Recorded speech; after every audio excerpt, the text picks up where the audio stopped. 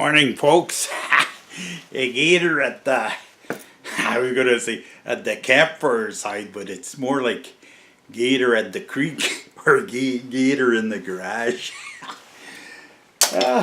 This morning, you're going to get back into stories, eh? The other day, I wasn't really talking, just a comment. Steve Rob's one comment, and I'm talking about, remember when I talked about the mine the other day, which ended up not being a gold mine, and well, it just goes to show you that sometimes you think, because you see, the whole thing, I was thinking this was a gold mine, that I was close to the fishing spot. It's all on account that gold, usually when you hit a white quartz vein, well, you'll have within this, the gold's going to be following these veins, white quartzite veins in the granite. And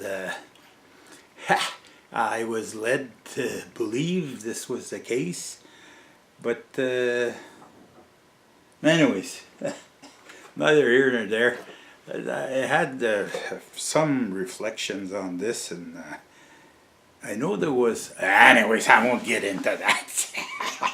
We're gonna talk about Johnson & Johnson and talcum powder and soapstone, because I know that's what they make talcum powder with. But I don't know all the ins and outs, and I have to research this, and I don't have time. Too busy. I'm retired. Eh? Hey, what we're gonna talk about today, it's not, for me it's memories, okay? Good memories of when my father was living, eh? My father had cancer, started off prostate cancer, and it generalized, and he didn't have long to go, but was still able to travel, eh? And I had told him, I says, because he used to like, eh, to go out. He had a canoe, a little sports pal, eh, and he used to go just alone, eh, in these little creeks or lakes, and he'd go speckled trout fishing, eh. And I said, I'm gonna take you, Dad. I'm gonna take you fishing. And he knew me, eh. He knows me. I'm patient, eh. Here we go with the hat thing again. He knows I'm very patient, and I'll spend, like I've seen, well, any of you that have gone trout fishing, you know, you could go in the best lake in the world. Oh, another story comes to mind when I'm saying that, but I won't get it. That's a story for another day.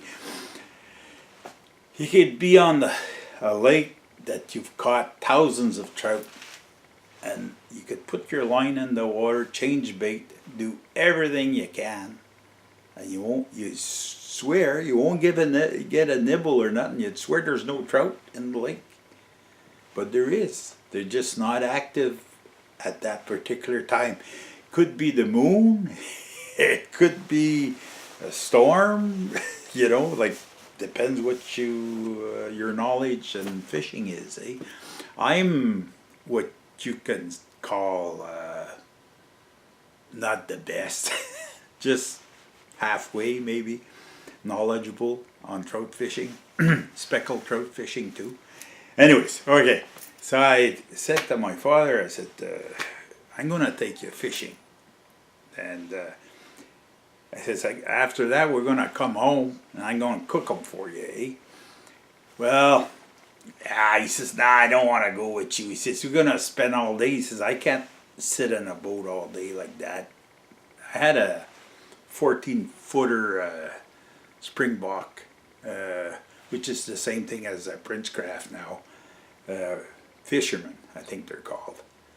Anyways, he says, we're going to go. I says, a few hours, and as soon as you're tired, you tell me, we're going to come back, eh? So I take him to this lake. If you remember on the map that I showed you, well, maybe I'll show it again. I'll just do a show. Okay, right now, here, right now. Okay, folks, remember the last time there? Took you across the river here, okay, and then through Buckingham, and then we'll try to make this fast there. And, okay, this is Chemin de la Mine. A few of you know where this is. See, Chemin de la Mine, for those of you that can read. And then here, this is Half Moon Lake. Remember when we went to the mine there? Chemin du Lac Maguire. That's the lake we're going to. Maguire Lake. Okay? Okay, and we use... hang on, I gotta get this right. We used to put in the water right about here. And right on this side of the road, there's a parking right up there. Used to be a parking down here, but you're not allowed to park there anymore. Too many people. And we used to fish right across the road here. Right across from here, we just cross. And about here, there was a creek coming from the mountains. And we used to fish right there. But what we're going to talk about today is we're going to come back down this way. Hang on now. Come back this way here. And the island. And I think right about here. Ah, this is the spot. Don't tell no one, eh? Hang on. I'll switch this over to the satellite view. I hope it doesn't. Yeah, there. See this here? See? Right here, there's a creek that goes down, and then it goes down to this lake here, which is Deep Lake, Lac Creux. Okay, and hang on, I gotta get this right. I think it's right about here. Yeah, right about here is the spot. We used to go. A buddy of mine had a cottage. I think it's right here. Corner, no, maybe around here.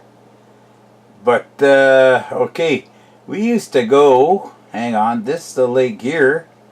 This is the lake here. So there was a creek that would come down, and then we'd put our boat right in the water here,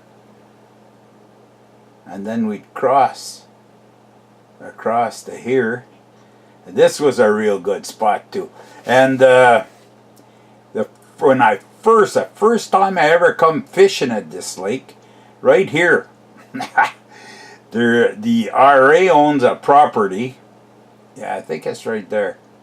And you can just park there and bring a lawn chair and just sit down and cast a line out, and you'll catch 2 or 3 in no time. And if ever some of you want to go fishing, but in the day, there was just a road coming in here, and it was just, oh, it didn't go far. But now I see, look at that. You see it goes across, and I believe, see it, you can see something here. So I bet you that road goes right to here. One of my buddies had just going up this way here. Hang on. Where is it? Oh my God, look at that. The lake's empty. Is that right? Oh, there's a road there. Look at that. Oh, I don't know. That can't be the lake. It was just a small lake that he had. Unless it's this one here. Why, things have changed up in the bush there, eh? I see it. Well, it's been 40 years, eh? So I guess things change. Okay, back to the drawing board here. Show where that is. And then, now we're back. After the show, I showed you where I was. There was a guy that was working, I was working for a paper company, and there was a guy working for the paper company that had a cottage on this lake, eh? I won't bother telling you his name, but I had seen him. We were fishing in a spot. There's a little creek that comes down into the river on the far side of the. I had seen him go out with his pontoon one time, so we went. It wasn't biting that terrible where we were on the creek, so we went and went around the point, and then we seen him go towards where they call it the discharge of the lake is. Well, there's a little point, and then just before that, I seen him park his pontoon through the anchor, and he's out in the bay more or less, and he's casting, eh? Well, he must have caught 20 anyway, 20 trout, one after the other. So after that, we'll come back to my father's story, but we're just going to tell you how I found this spot, eh? So I seen him, eh? So I had a fish finder, and I went exploring, eh? And where he was casting, it's like the lake bed. It was just flat rock, and then there was a kind of a dish in the bottom of the lake. It was a lower spot, and he'd cast, and his line would go down, and that was a holding for the little trout, eh? In this spot. And he'd cast towards the shore. He'd draw it back maybe 20, 25 feet from the shore, and it'd be in the spot, eh? And then, bang, right away. So anyways, this is where I brought my father, eh? Well, it wasn't a record, eh? But I think the limit was 10 in the day. And so I brought my father there. This, from my place, maybe 3/4 of an hour to this spot, and then we caught our limit. Both of us caught our limit. Then we come back, went to my place, and I cooked a few trout for my father. Eh? Well, it's just like I would have given him $1 million. Eh? Well, that's one of the last good memories. Eh? My father was in the hospital. It's sometimes you got to do these things and then you remember, eh? Because your parents don't live forever, eh? And I didn't live. I'm not going to live forever, but it's just something I did with my father, eh? And I still remember to this day. I knew he liked trout fishing, eh? And so I went out and. It was enjoyable for me too, eh? This was a spot where we went all the time. I often went there right after work, eh? I'd bring an extra sandwich in my lunch, eh? And then after work, it's on the Quebec side, I'd just drive down to Buckingham and then up to the lake and boom, boom, boom, and I'd catch 5, 6, 10, whatever, however it would play. Sometimes I didn't even have the boat, eh? There was a place right at the beginning of the lake, well, where it's the RA from Gatineau. They owned the property, and there was a birch, and all I brought was one of these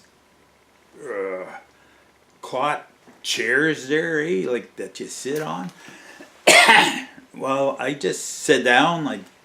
Throw a line out with a bobber, eh? Catch 4 or 5, eh? And then the darkness had come and they'd get in the truck and back home I went, eh? And I found that very enjoyable. But anyways, I know this is dragging on. I don't know how long. But anyways, it's just to tell you, sometimes with your parents, if you have a chance, take the chance and do whatever whatever it was enjoyable for them, and sometimes you'll get joy out of it too. And in the latter years, well, you'll be happy that you done it. Okay, folks, it's just memories. It's like Gator's little story of the day. But anyways, salute. I hope you enjoyed it, eh? But never forget, eh? Like I just dish them out, eh? But the better ones, I always keep them for later, eh? Okay, I salute you all, and we'll see you in the next one.